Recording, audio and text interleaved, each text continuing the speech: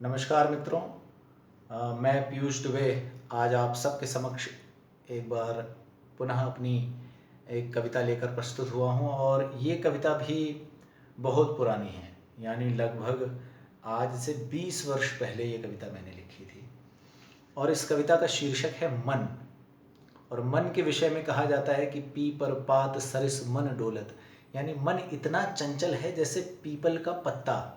आप देखेंगे कि चाहे वायु का प्रवाह हो या ना हो, लेकिन पीपल का जो पत्ता है वो कभी भी स्थिर नहीं रहता है। इसीलिए मन की तुलना पीपल के पत्ते से की गई है।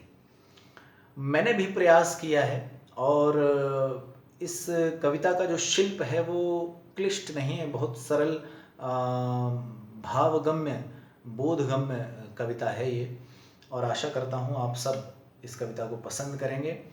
अधिक न कहते हुए प्रस्तुत है आप सबके समक्ष मेरी ये कविता।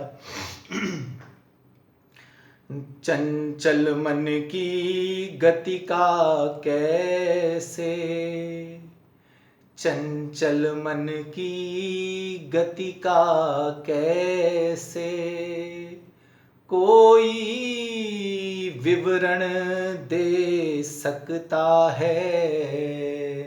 चंचल मन की गति का कैसे कोई विवरण दे सकता है।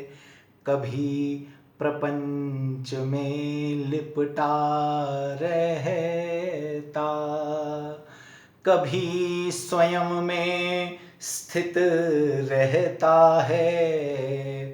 चंचल मन की गति का कैसे कोयल की कूकें सुनने में कभी व्यस्त ये हो जाता है।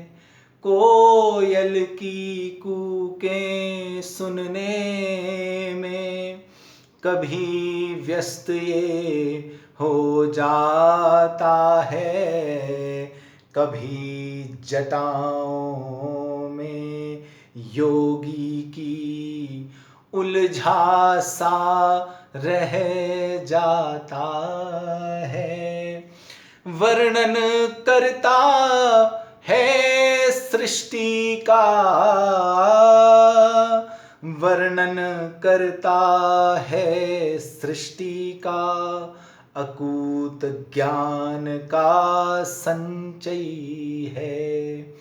कभी बालकों सी हठ करता क्षणभंगुर अज्ञानी है।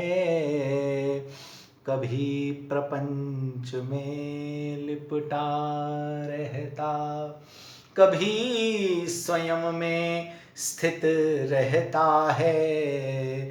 चंचल मन की गति का कैसे वारा पार न पूछो इसकी, कल्पनाओं की शक्ति का वारा पार न पूछो इसकी।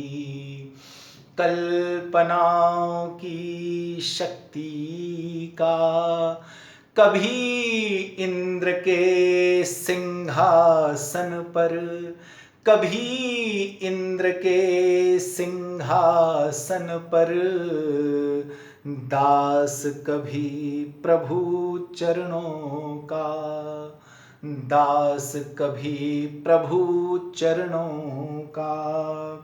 और इच्छाओं का अंत नहीं है, इसकी जाने कितनी है। इच्छाओं का अंत नहीं है, इसकी जाने कितनी है। यदि पूर्ति पर आ जाऊं तो जीवन भी थोड़ी अवधि है। कभी प्रपंच में लिपटा रहता, कभी स्वयं में स्थित रहता है। चंचल मन की गति का कैसे। और अंतिम बंद है कि यदि पकड़ में आ जाए तो, यदि पकड़ में आ जाए तो कितना सुंदर होगा। यदि पकड़ में आ जाए तो कितना सुंदर होगा। भटकावों से दूर संयमी जीवन मेरा स्थिर होगा। भटकावों से दूर संयमी जीवन मेरा स्थिर होगा। कभी प्रपंच में लिपटा रहता, कभी स्वयं में स्थित रहता है।